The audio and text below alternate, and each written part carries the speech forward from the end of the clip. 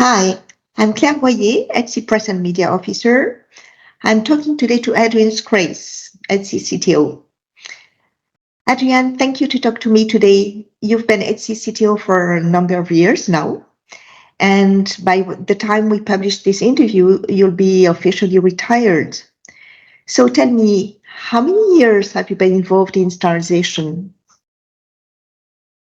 Well, I started my career in standardization during the mid-1980s, and at that time I was working for the British government, and so was involved in both national and international standards activities.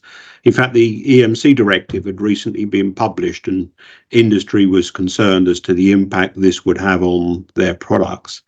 So I was assigned to the newly created ETSI group that was to address this subject, which is how I first became involved with ETSI.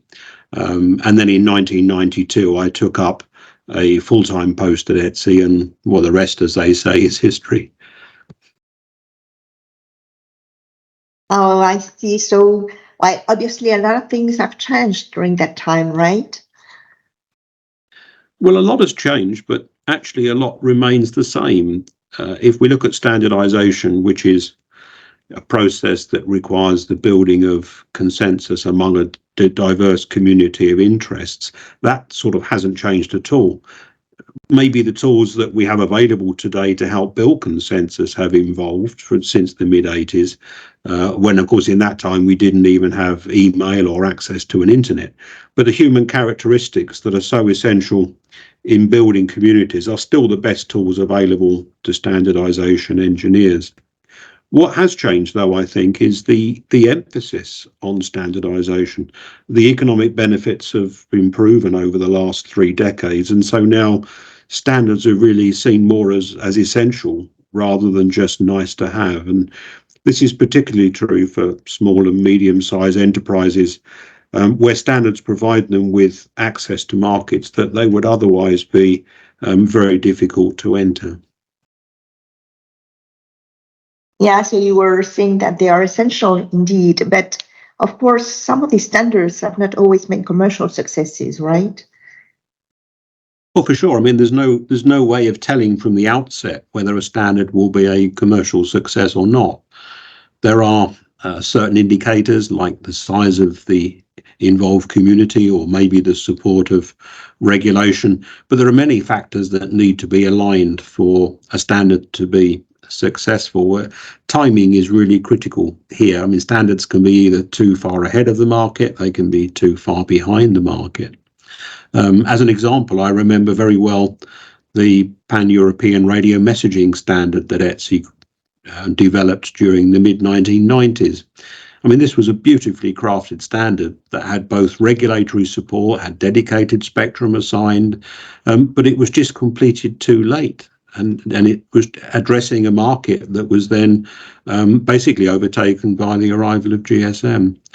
Nevertheless, the standardization process is really about creating opportunities, enabling industry to pursue their ideas, but there is no guarantee of success. And whilst we attempt to get the timing right, this is not always successful. I see. Something else now, it sees European at heart, but international in outlook. Do you see any conflict there? On the contrary, I mean, ETSI is based in Europe and we produce certain standards that are intended to meet European needs. But that's not the end of the story. ETSI's membership is international, and those members wish to serve global markets, not just national or regional markets. ETSI's products are renowned for technical excellence, and so it's quite natural that they should be the basis for international trade.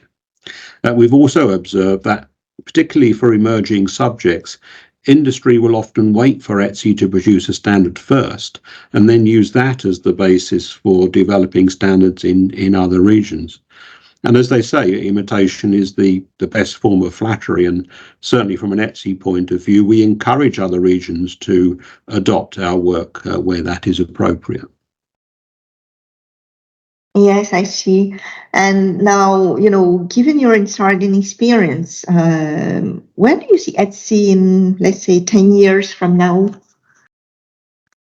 Well, ETSI was created more than 30 years ago, and during that time has proven to be a very successful standards body. But I think key to that success has really been the adherence to World Trade Organization principles and an underlying culture where all players are welcomed on equal terms. And this allows standards to be developed on the basis of technical excellence rather than the origin of contributors. So openness and neutrality have therefore formed the cornerstones on which ETSI has operated since its inception. And if these are preserved for the future, I've got no doubt that ETSI will thrive and prosper. We continue to attract new members from different sectors, and this places ETSI in a very good position to develop new work. Indeed, we've also allocated dedicated resources to try and close the gap between research and standardization, and this also places ETSI in a very good position to meet our members' needs for many years to come. Yeah, thanks a lot, Adrian. That's a good conclusion. Tell me something now. You're not going really to retire, are you?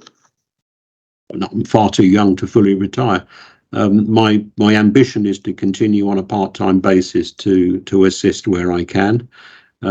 I've recently been appointed as a visiting professor at the University of Surrey in the UK, and that will occupy some of my time. I will also provide some sort of consultancy services to industry as and when required. It's quite likely then that you will see me from time to time in the ETSI corridors. The remainder of my time, however, I hope to spend in outdoor pursuits and visiting my growing number of grandchildren. Yeah, thank you so much, Adrian, for joining me today.